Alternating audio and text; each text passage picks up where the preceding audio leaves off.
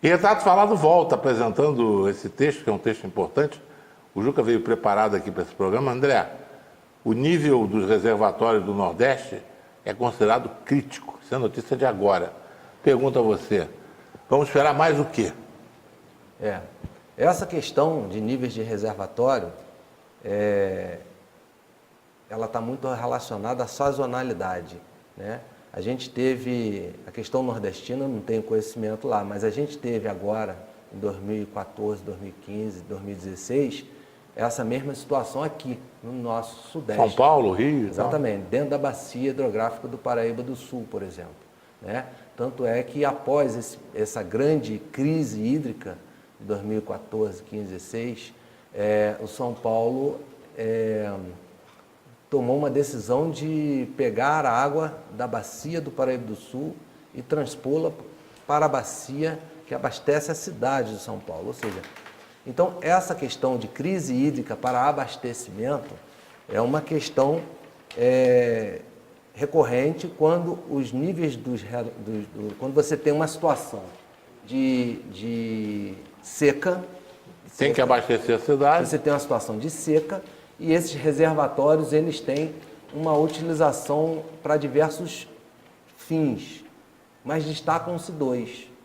Um é a geração elétrica e o outro é abastecimento humano. Então, quando você tem uma situação de crise hídrica, você vai precisar de ter uma gestão do uso dessa água de forma que, se você gerar eletricidade demais, você vai poder ter escassez de água para abastecimento. Então você fica num cobertor curto com relação ao uso da água nesses reservatórios. Aí entra toda uma situação de gestão, de regulamentação, porque um reservatório também está influenciando no reservatório que vem rio abaixo e assim por diante. Então é uma questão complexa, técnica e que muitas das vezes, quando tem esse nível abaixo do reservatório, está muito seco, ou é um grave problema de gestão, ou é um grave problema de condições climáticas. Ou os dois associados. Que não chove há muito tempo. Mas, André, energia não pode ser nuclear, energia não pode ser eólica, energia não pode ser solar? Pode. E por que não tem essas alternativas para se economizar água? Existem outras alternativas, mas aí dentro do campo do desenvolvimento da energia, né, a gente tem que ver, por exemplo, energia eólica, energia solar. Eu não sou um entendedor das nuances da geração elétrica, mas parece que existem alguns empecilhos ainda com relação a custo de implantação. Você tem que pagar uma tecnologia. Então, e a estratégia nacional foi de gerar mais a energia hidroelétrica. O André está dizendo para a gente uma coisa que é verdadeira, que o custo dessas energias, eles são muito discutíveis, porque alguns países, como o Brasil, não estão preparados para isso. Mas a gente coloca uma alternativa, André. E o custo da falta d'água? Será que não é maior? Com certeza. De todos esses outros custos? A água realmente... A água é vida. Exatamente. Quer dizer, né? Isso é uma parte da decisão política, né, professor? Isso é uma parte da decisão política e, nesse aspecto de matrizes energéticas, é uma política federal, né? Eu acho. Assim como... Desculpe te interromper. Não, eu estou te interrompendo agora porque esse tema empolga demais. Assim como o governo federal, em finais da década de 70, ele tomou a decisão política de fomentar o etanol como combustível de automóvel. Então, isso foi uma decisão e hoje a gente tem carro a álcool e a gente acha que é uma coisa comum no mundo. Não é. Não é. É uma coisa comum no Brasil, graças a uma decisão política. Então, se você tiver uma decisão política federal no sentido de investimento em outras matrizes energéticas, isso é... E o sol está aí para ajudar, né? Sol, vento, André, isso é uma questão política. Pegando um gancho aí só no que você falou, não é o assunto, mas o uso do álcool, do etanol, né? Você vê, hoje o governo está anunciando a gasolina a R$ 5,00 o litro, né? Num país de dimensões continentais como o Brasil, não era hora de se implementar a industrialização do álcool, mais, de ampliar isso, né? De tal maneira que quando nós pensamos no álcool, nós pensamos em abaixar a gasolina. A gasolina veio o pré-sal, tudo isso aí, e nós agora já estamos com uma gasolina. O álcool está quase o preço da gasolina. Oh, não é? Então, quer dizer, é uma hora, talvez, de uma nova política Exatamente. de incentivo para que a gente possa ter mais etanol. E política de incentivo em outras situações, de rediscutir uma série de questões da sociedade, né, Juca? Não é só também, você tem a questão da política energética, como o professor apontou, por que não investir mais em eólica, com a gente tendo esse litoral que venta barbaridade, principalmente no Nordeste, por que não mais investir na energia solar, nós somos numa região tropical onde o sol é abundante ao longo do ano todo, né? Outras fontes de energia são possíveis, inclusive a geração de energia através da biomassa, que no caso é o etanol, né? Mas você não tem só o etanol, você também tem uma série de outras produções de vegetais oleaginosos que também podem produzir combustíveis. Então, nosso potencial ele é muito grande, mas isso depende de um investimento e uma vontade política nesse segmento, né? E isso sim pode ser um investimento prevendo a escassez de água, diminuindo toda a dependência que a gente tem com relação ao uso da energia hidrelétrica. Acho que é um conjunto, né? É um Israel, conjunto. no Fórum Nacional das Águas lá de Brasília, internacional, mostrou a dessalinização da água de uma maneira clara. Mas ela não abriu mão também de mostrar outros projetos de geração de energia. Isso. Eu acho que o Brasil tem que caminhar para isso urgentemente, porque já está faltando água, como nós mostramos aí a você, em vários lugares, fazendo com que haja realmente a queda de todos os índices de fornecimento de energia, por exemplo. Mas eu falo mais do que energia. Eu falo a você da sobrevivência humana. É desumano aquelas pessoas ficarem sem água para beber. Água para beber. Está faltando água potável. Isso é muito sério, isso é muito urgente, né, André? É muito sério. E a questão da água, a gente tem que, parece uma questão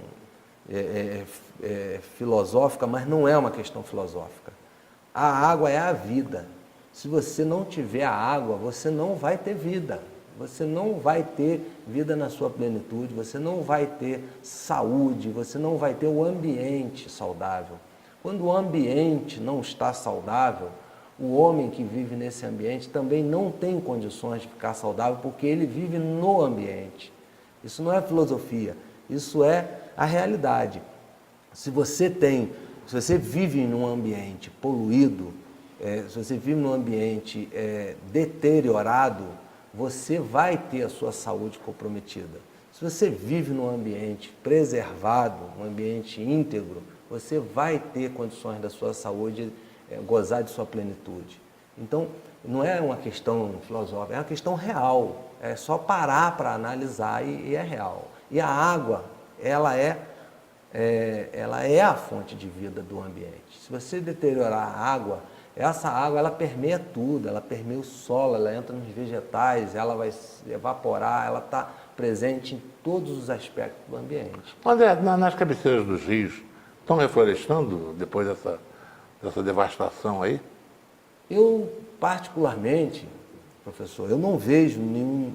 São muito poucas as iniciativas que eu vejo de reflorestamento, de recuperação de áreas de recarga de manancial. Eu vejo muito pouco esse processo. O que eu vejo é o seguinte: quando você tem uma bacia hidrográfica, onde ela se apresenta deteriorada em todos os seus aspectos, inclusive na ausência dos seus mananciais, de proteção dos seus mananciais, eu vejo que a nossa sociedade, ela privilegia as ações paliativas, as obras, né? Então, vou dar um exemplo claro. Se você tem uma bacia que está deteriorada, e essa deteriorização, porque você tirou a cobertura vegetal de sua cabeceira, né? E isso está proporcionando um vale onde tem o extravasamento da água pelos córregos, pelo leito, né? Por causa da enchente. por causa de chuva. Ao invés de você fazer um programa de recuperação da bacia, onde você vai recompor a mata, a mata que vai reter a água na cabeceira, você faz uma obra de drenagem. Então, nossa sociedade ela sempre privilegia as ações, não que a obra de drenagem não seja necessária, mas não adianta a obra de drenagem se você não recupera a bacia, entendeu? Senão você continua deteriorando a bacia. Você precisa de fazer a obra de drenagem, sim, mas você tem que recuperar a cabeceira da bacia, porque você vê em grandes cidades, por exemplo, Rio e São Paulo, qual é a medida que eles tomam para evitar enchente no rio? Pega a Praça da Bandeira e cava um grande buraco para reter a água. Gente, o mecanismo de retenção de água já existe, são as florestas. Então, ao invés de você fazer uma obra para cavar um buraco estupidamente grande dentro da área urbana para colecionar água, por que não se refloresta a cabeceira daquele vale e a floresta retém a água e é essa floresta que vai liberar a água no período de escassez, porque a água está retida lá na caixa d'água que vai ser a floresta. Ao invés de você ir lá embaixo, né, e botar um buracão para a água da enchente chegar ali, ficar ali, depois você bombeia para o mar. André, há mais ou menos 20, 25 anos, quando foi feito o projeto da Transamazônica, a Transamazônica era uma estrada, né, uma rodovia, que ia cortar o Brasil de leste a oeste, 4 quilômetros, quer dizer, 10 vezes Rio e São Paulo.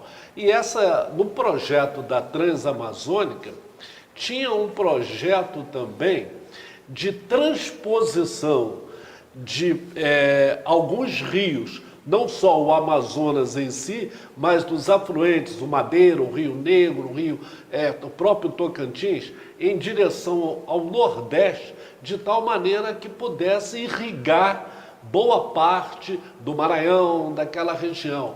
Eu não sei, eu tenho para mim que com o fracasso, né, que foi a Transamazônica, que ela não conseguiu terminar, só partes que estão terminadas, que era um projeto a cada 100 quilômetros, no intervalo dos 4.000, se construía uma vila e um projeto para o desenvolvimento e de levar a água naquele momento para o Nordeste.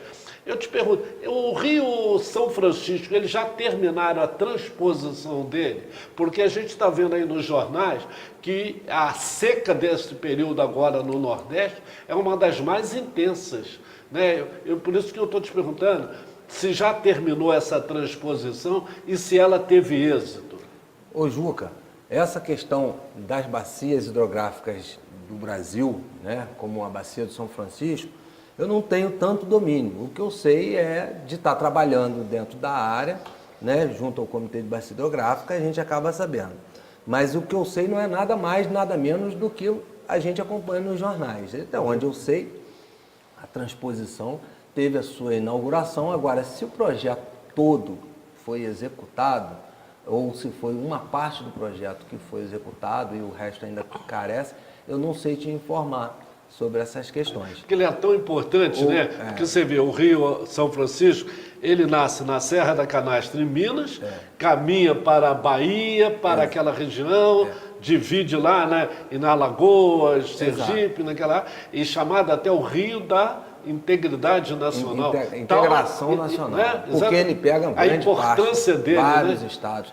Então, mas essa questão de transposição, o que a gente tem que analisar com relação à bacia hidrográfica, a gente não pode pensar num rio como um cano de uma instalação hidráulica. A gente não pode ter esse pensamento. Né? Eu vou fazer uma variação aqui, pego um cano aqui, embora, liga lá. Não é um cano de instalação hidráulica. A bacia hidrográfica é um ambiente, é uma área que tem uma dinâmica de entrada de água e de saída de água. Como o antigo Nilo no Egito, entendeu? Antigo, né? Então, Nilo, esse é o raciocínio que a gente sempre tem que ter, essa é a leitura que a gente sempre tem que ter com relação a uma unidade de planejamento como a bacia hidrográfica. Você tem que olhar ela como ela é a dinâmica de funcionamento dela e não é como instalação hidráulica de uma construção. Então, quando você vai fazer qualquer intervenção dentro de uma bacia hidrográfica, quer seja você construir um muro de contenção nas margens de um rio, ou você fazer uma obra de transposição de uma bacia para outra, tudo isso gera impacto, tudo isso tem uma consequência. E aí a necessidade, né, aí entra a legislação ambiental, que se bem aplicada, você vai ter a exigência de um processo de licenciamento ambiental e às vezes quando a ação é muito impactante, vai ter que ter um estudo de impacto ambiental, onde diversos aspectos da sociedade, daquela área vai ser analisado, aspecto biótico, abiótico e o aspecto antrópico, né? Então, você, através do estudo de impacto ambiental, você vai prever que impacto você vai ter de determinada ação e prever que medidas você tem que fazer para mitigar esse impacto.